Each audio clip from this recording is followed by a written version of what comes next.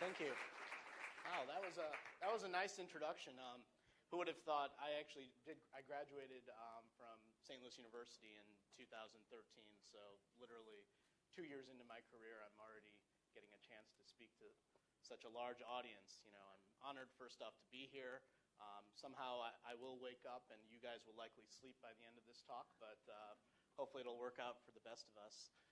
So first off, one of the roles that I actually have as a physician leader includes medical documentation in general, and this is something that no physician actually truly enjoys because we're talking about, you know, seeing the patient for one. Every physician will say the most important thing in my life is taking care of patients. The only thing that matters to me is the care that I give for the patients that I'm taking care of. As it turns out, we're transitioning now, as most of you guys know, to value-based purchasing, where we are actually being evaluated on the value that we deliver. And how do you determine the value that any patient is experiencing? And the answer is through the documentation that we provide. Okay. So I do have 40 slides. I'm going to try to go quickly through these. And obviously, I want to have some question and answer time. But first off, I'm just going to kind of try and address the importance of medical documentation in general, you know. Give you some tips on how to document better, you know, which are things that when I was a medical student, nobody actually taught me. And so this is kind of the stuff that I feel like every medical student, resident, and whatnot should actually be aware of. And lastly, kind of give some information on reimbursement basics. How a hospital is actually paid is something that is worthy of everybody's attention. So first off, I actually want you to picture, am I supposed to be on the screen here, or is this just, okay, the VAs, okay, cool. So let's just say if we are a patient named Billy, okay? So Billy has a history of stage 4 lung cancer for which he sees an oncologist. He also has a history of coronary artery disease, and he had a stent put in about a year ago. Unfortunately, Billy also has dementia, so he just kind of goes and sees whoever calls him. Unfortunately, Billy had a fall. You know, he slipped over some ice, and he fell, and he broke his hip. So he went in to see the ER physician here. So the ER physician is actually going to be identifying Billy with a history which is basically, I'm not sure why I'm here, I think I fell. And he's going to try to identify the fact that Billy also has a history of coronary artery disease, and he also has a history of stage 4 lung cancer. So the question comes up, how on earth can we tie in all of this information together?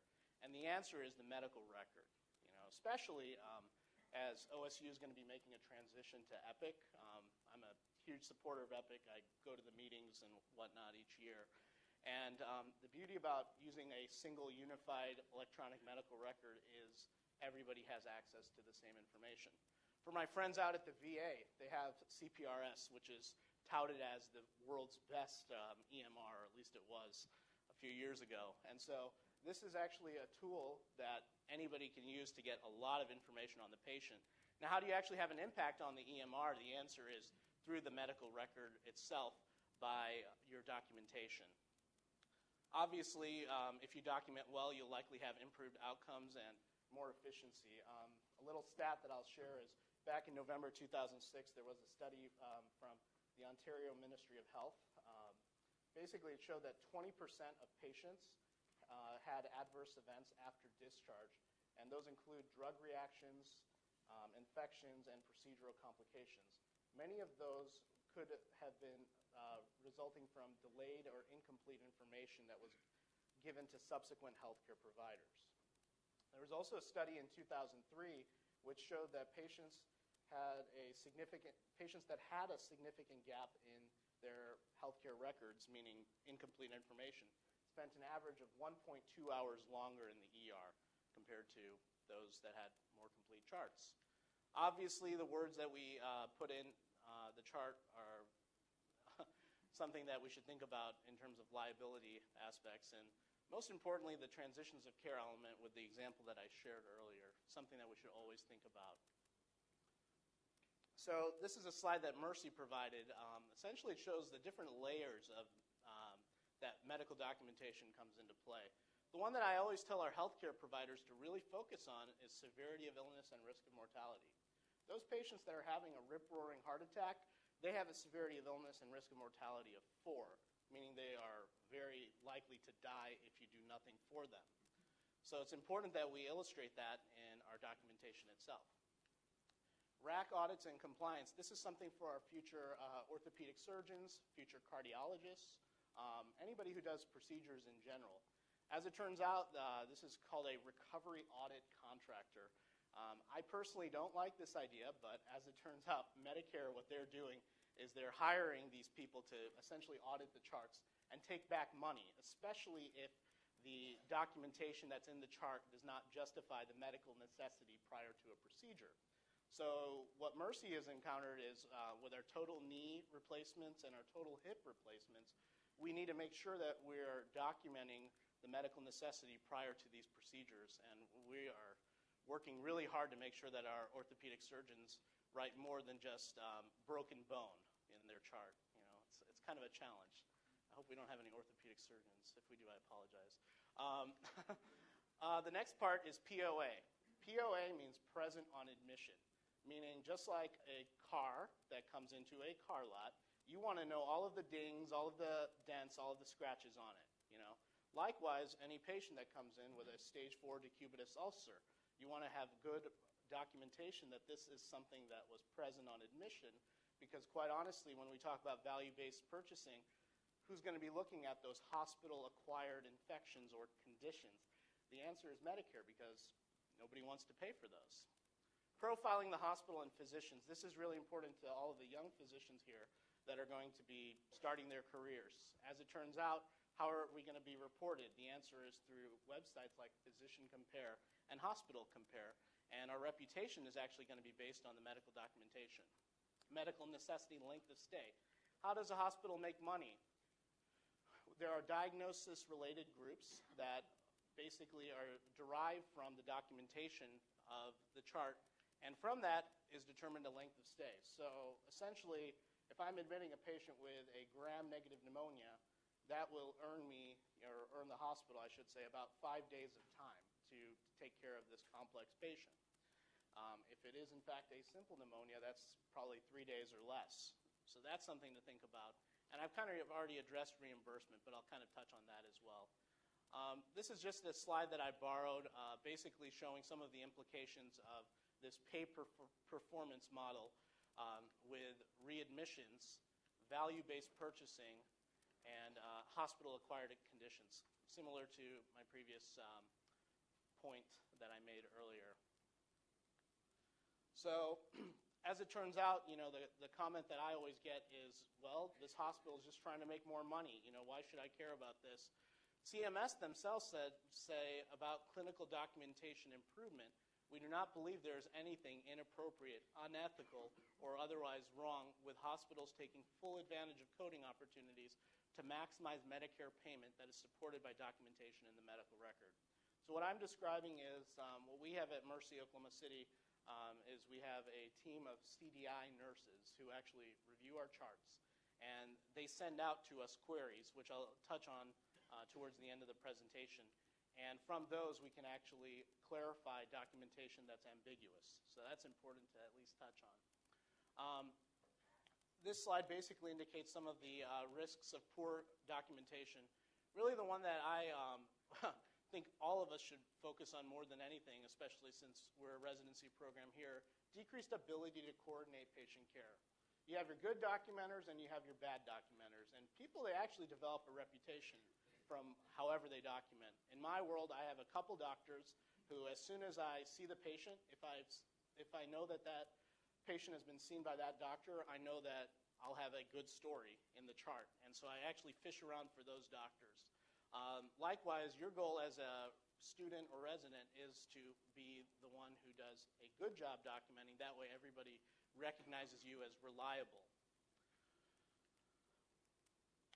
So the Department of Human Health Services is actually making a transition to increase value-based care, kind of like what I mentioned earlier, where 30%, by the end of 2016, 30% of payments are going to be tied to value.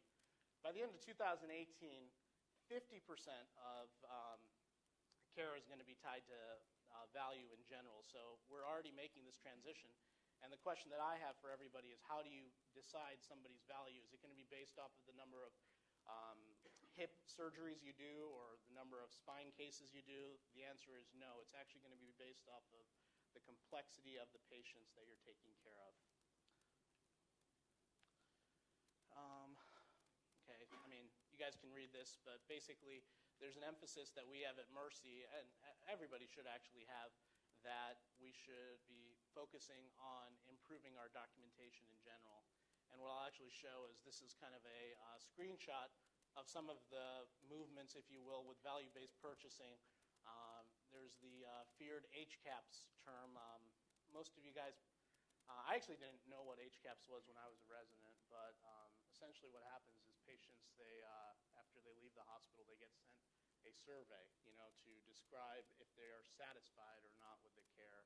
And it's actually a pretty extensive survey in general. And believe it or not, the hospital reimbursement is based off of some of those responses. The Physician Compare, they're actually gathering data right now on physicians every day. They haven't actually published it yet, which is a good sign for me, but I'm also going to say hopefully my data will be decent because I take some special care for documentation in general. So now I'm going to actually talk more about some documentation tips in general. So if I tell you I have a patient that's coming in with shortness of breath, also has a urinary tract infection with a pneumonia, and he has low blood pressure, which of these patients am I describing? The answer is actually both.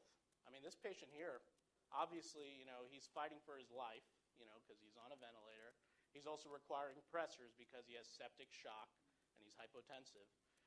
But there is a key distinction here, i.e. this guy is sitting up in his chair and he's just looking real fine and dandy, and this other patient is fighting for his life. So it's really important that we illustrate that we have a more accurate picture in this case in general. I made this slide. Took me a lot of thinking. I just kind of thought about some of those common things. Really, if we are going to focus our eyes to one side in general, the next few slides, let's focus to the right, just to kind of see what makes documentation better. So pneumonia. If you just write pneumonia in your chart, that actually codes out to a simple pneumonia. In contrast, we can have patients that have a gram-negative pneumonia. We can have patients that have an aspiration pneumonia. These are more complex diagnoses that require more resources in general. Anytime we say CHF, we always say the patient has a past medical history of CHF. The question that I have is, give me some more details. Is it ischemic cardiomyopathy? Is it non-ischemic cardiomyopathy? What was the last ejection fraction? Is it acute, systolic heart failure, chronic, compensated, or decompensated? Likewise, anemia. When we talk about anemia, we should always think about, are we transfusing this patient blood because of concern of acute blood loss anemia, where a patient is hemodynamically unstable with orthostatic vital signs requiring blood transfusion, or are we just transfusing them blood for other reasons? COPD or respiratory failure. Anytime I say COPD, I always like to think, how many liters of oxygen does this patient use at home? Chronic respiratory failure with hypoxia, with oxygen dependence of 2 liters. That's a different picture than somebody that has COPD because they smoked 10 cigarettes 10 years ago, which sometimes people, they actually label that, which blows my mind. Sepsis or SIRS, that's a completely different talk, but really the question comes up when we talk about sepsis, what's the source? And is this patient in shock, or is it severe sepsis or whatnot? Going to renal insufficiency, it's important that we stage the renal insufficiency and also look at terms like acute on chronic kidney disease, altered mental status. Those are more symptoms. What we actually want to look at is encephalopathy, metabolic encephalopathy, acute encephalopathy. Malnutrition, severe protein calorie malnutrition is a topic that I'll be addressing in just a little bit. Obesity, look at their BMI, because quite honestly, when you take a patient that is morbidly obese to the operating room, they're more likely to have a complication than the patient that has a normal BMI. Smoker, it's not enough for me to say smoker. I always want to know how many pack years did the patient smoke, because that changes the picture. Probably just kind of move through these slides relatively quickly, but once again, let's focus more on the terms that are on the right here. I kind of addressed some of them. Unresponsive obtunded equals coma. Confused delirious, let's think about encephalopathy. So this is just kind of, it's almost like a thesaurus. Essentially, what I'll tell you on sign out is I'll probably use the terms on the left because I don't want to sound arrogant to anybody, when I'm signing out a patient. But in reality, if you read my chart, it's going to hopefully show terms on the right. These terms here, interestingly, are unable to code terms. And so these are terms that if you include them in your documentation, you would potentially see a query that's shown. Personally, I think left upper lobe pneumonia can likely be modified a little bit further to more specifically linking the organism with the type of pneumonia. Dehydration, will rehydrate patient. Of course the patient has dehydration, So just kind of going through. This is actually another slide I borrowed from the advisory board company. Essentially, we have a patient that is coming in with left-sided chest pain radiating down his arm. Is that patient likely to die if we do nothing?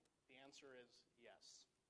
So interestingly, this patient comes in with chest pain, that's a symptom, ST depression, that's an EKG finding, elevated troponin, CHF, cardiomyopathy, that's an unspecified term, and CHF, it's also unspecified. They have a history of stage 3B lung cancer, so obviously that's a pre-existing condition, CC. And the differential diagnosis is ACS versus non-STEMI. I would read this and say, okay, good. Gives me a good picture. As it turns out, somebody who's actually coding this is going to be coding this for a geometric length of stay of 1.7 days. Severity of illness of 2, risk of mortality of 2. I'll touch on that a little bit later, but that's not very good. Now let's actually take a look and see this patient here, same patient, has ischemic cardiomyopathy, a non-STEMI, which will be the principal diagnosis, and acute on chronic systolic heart failure. That is a MCC, major